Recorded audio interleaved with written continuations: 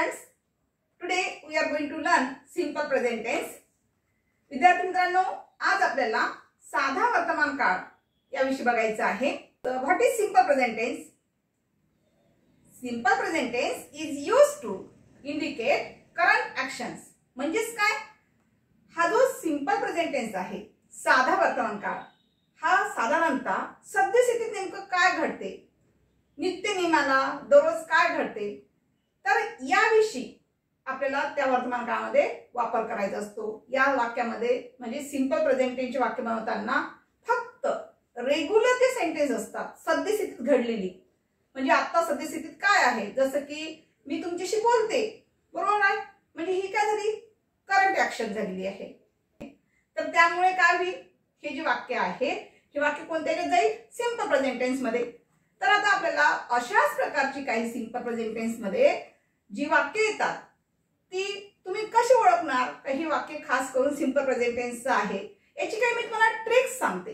तर नेमकं कसं ओळखणार आपण, तर बघा, सिंपल प्रेझेंट टेन्स जर वाक्य बोललं असेल तर किंवा बोलायचं असेल आपल्याला इंग्लिश मधून, तर अशा वेळेस एकच गोष्ट लक्षात घ्यायची, एकच ट्रिक्स लक्षात घ्यायची. कोणती, तर वाक्याच्या शेवटी जे काही वर्ब आलेलं असेल त्या वर्बचं शेवटचं अक्षर ते तात, असतो, असतात यापैकी कोणताही शब्द आला असेल तर तुम्ही समजायचं ते वाक्य साध्या वर्तमान काळात आहे, बरोबर आहे.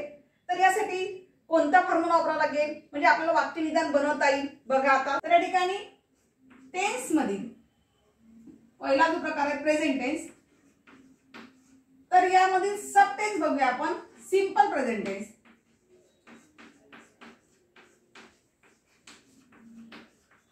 Simple present tense. तर यासाठी फॉर्म्युला कोणता वापरणार, subject plus first form of verb plus object. म्हणजेच काय, कर्ता प्लस क्रियापदाचे पहिले रूप, म्हणजे त्याला आपण मूळ रूप सुद्धा म्हणतो, पहिले रूप प्लस कर्म. ऑब्जेक्ट मीन्स कर्म. पूर्ण टेन्स साठी लक्षात ठेवायचे आहे कशाला काय म्हटलेलं आहे. सब्जेक्ट मीन्स कर्ता, first form of verb means क्रियापदाचे पहिले रूप, आणि ऑब्जेक्ट मीन्स कर्म. ठीक आहे. तर आता हा जो फॉर्म्युला तयार करून दिलेला आहे हा फक्त कोणत्या प्रोनाउन साठी वापरला जाणार, बघा. तर यासाठी फक्त हा जो फॉर्म्युला आहे हा फॉर्म्युला कोणत्या प्रोनाउन साठी यूज करायचा आहे, आय, वी,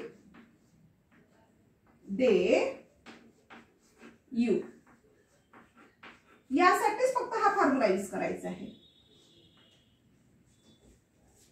म्हणजे आय जर सब्जेक्ट आला असेल तर या ठिकाणी अशा प्रकारचा जो फॉर्म्युला दिलेला आहे याचा वापर करायचा.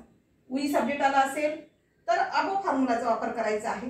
दे आला असेल अबो फॉर्म्युला यूज करा, यू आला असेल तर अबो फॉर्म्युला यूज करा. तर फक्त आपण सुरुवातीचे जे चार आहे तर या चारच प्रोनाउन साठी या फॉर्म्युलाचा वापर तुम्हाला करायचा आहे. ठीक आहे. मग आता म्हणजे याच्यासाठी फक्त तुम्हाला काय वापरायचं आहे, फक्त V1 वापरायचं आहे. म्हणजेच काय, फर्स्ट फॉर्म ऑफ वर्ब वापरायचं आहे, बेसिक फॉर्म ऑफ वर्ब वापरायचं आहे. त्यालाच आपण काय म्हणतो, basic form of verb.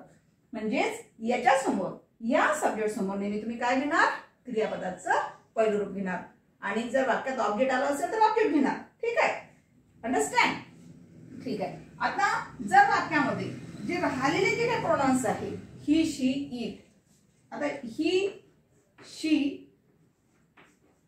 It हे जे काही प्रोनाउन्स आहे याच्या समोर आपल्याला काय घ्यायचं आहे, हा फॉर्म्युला वापरायचा नाही का, नाही. तर यासाठी लक्षात काय घ्यायचं आपल्याला, तर ही, शी, इट या समोर, या सब्जेक्ट समोर नेहमी बेस फॉर्म ऑफ वर्ब तर राहीलच, फर्स्ट फॉर्म ऑफ वर्ब तर राहीलच, पण त्याच्यासमोर काय लागणार आहे तुम्हाला, S oblique ES oblique IS, हे तुम्हाला त्या ठिकाणी प्रत्यय वापरायचे आहे. बघा, जर subject he, she, it singular किंवा आणखी सिंगुलर एखाद्या पर्सनचं नाव आलं असेल किंवा एखादी सिंगुलर गोष्ट असेल तर सिंगुलर सब्जेक्ट असेल तर अशा वेळेला सुद्धा याचा वापर करायचा आहे. म्हणजे तुम्हाला मी ज्यावेळेस सेंटेन्स मध्ये शिकवेल त्यावेळेस तुमच्या लक्षात येईल कुठे नेमकं काय बदल करायचा आहे. तर ठीक आहे, पुन्हा बघा, जर subject I, we, they, you आलेला असेल तर त्या ठिकाणी फक्त तुम्हाला फर्स्ट फॉर्म ऑफ वर्ब घ्यायचा आहे सेंटेन्स मध्ये, म्हणजेच क्रियापदाचं पहिलं रूप घ्यायचं आहे. पण ही, she, it and singular subject जर आला असेल तर अशा वेळेस तुम्हाला काय करायचं आहे, सब्जेक्ट तर घ्यायचंच आहे, त्याचबरोबर वर्ब पण घ्यायचं आहे. म्हणजे वर्ब कोणतं घेणार आपण, फर्स्ट फॉर्म ऑफ वर्ब तर घेणारच, पण सब्जेक्टला अनुसरून आपल्याला त्या ठिकाणी यस, ईएस किंवा आयएस यासारख्या वर्ब मध्ये बदल करावा लागेल. म्हणजे वर्बचा बदल करावा लागेल, वर्ब लिहिताना त्याला प्रत्यय लावावा लागेल, यस, ईएस, आयएस. ठीक आहे, तर आपण काही वाक्य बघूया, काही सेंटेन्स बघूया की जेणेकरून तुमचं जे काही डाऊट्स असेल ते तुमचं क्लिअर होऊन जाईल. ठीक आहे, चला तर नंबर 1, मी लिहिते, मी लिहिते. आता बघा या ठिकाणी दोनच शब्द दिलेले आहे. मी लिहिते, वाक्याशेवटी काय दिसते तुम्हाला, ते. मी बघायला सांगितलं तुम्हाला की सिंपल प्रेझेंट टेन्स मध्ये ओळखण्याची ट्रिक सांगितली. वाक्याशेवटी जर ते आलं असेल, तो आला असेल, तात आलं असेल, असत असेल, असे जर आलं असेल तर ते वाक्य सिंपल प्रेझेंट टेन्स असते.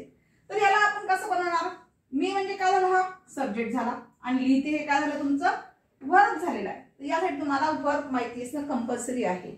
ठीक आहे, तर याला आपल्याला फॉर्म्युलामध्ये पुटअप करायचं आहे. आपण जो फॉर्म्युला दिलेला आहे त्या फॉर्म्युलामध्ये बसवायचा आहे. तर सगळ्यात पहिले काय घ्यायचं, सब्जेक्ट. म्हणजे मी साठी काय घ्यावं लागेल, बघा आता हे वाक्य कसं होईल, मी साठी आय आणि लिहिते म्हणायचं असेल तर त्या ठिकाणी लिहिण्याला काय म्हणतात, राईट, शेवटी फुल स्टॉप. तर आय राईट, अशा प्रकारे तुमचं उत्तर तयार होईल. नंबर 2, मी पत्र लिहिते, पत्र लिहिते. आता बघा या वाक्यामध्ये 3 गोष्टी तुमच्या लक्षात येत असेल. म्हणजे कोणत्या, मी म्हटलं तर सब्जेक्ट, ज्याने वाक्याची क्रिया पूर्ण झालेली आहे ते म्हणजे काय असेल, वर्ब, कारण शेवटचा अक्षर काय आलेला आहे, ते आलं तर सरळ सरळ हे काय झालं तुमचं वर्ब झालेलं आहे. आणि राहिलेले जे आहे, जे काय म्हणजे काय लिहिते, वर्बला व्हॉटने क्वेश्चन विचारल्यानंतर जे उत्तर मिळत असे तुमचं ते म्हणजे तुमचं काय असते, ऑब्जेक्ट असते.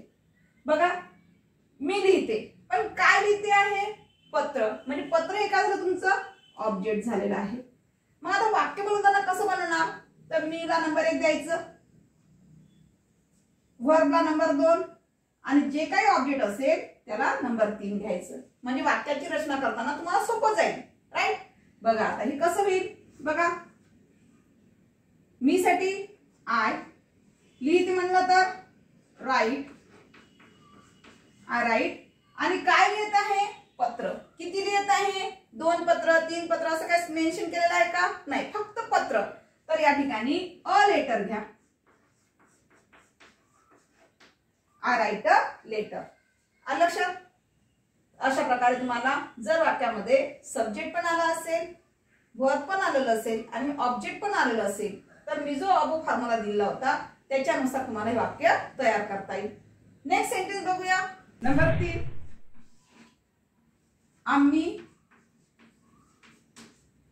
आम्ही खेळतो,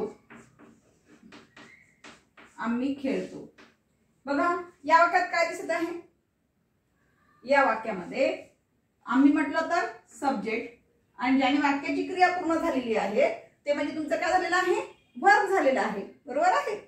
तर या ठिकाणी खेळतो हे काय झालं तुमचं वर्ब, म्हणजे त्या ठिकाणी 2च गोष्टी आलेल्या आहेत. आम्ही म्हणायसाठी काय घ्यावं लागेल, वी, आणि नंतर खेळतो म्हणायसाठी वी प्ले. अशा पद्धतीचं तुमचं वाक्य तयार होईल, प्ले. बरोबर आहे. आता याला जर आपल्याला आणखी ऑब्जेक्ट सहित घ्यायचं असेल, म्हणजे त्या वाक्यामध्ये ऑब्जेक्ट जर आलं तर कसं करणार, आम्ही क्रिकेट खेळतो.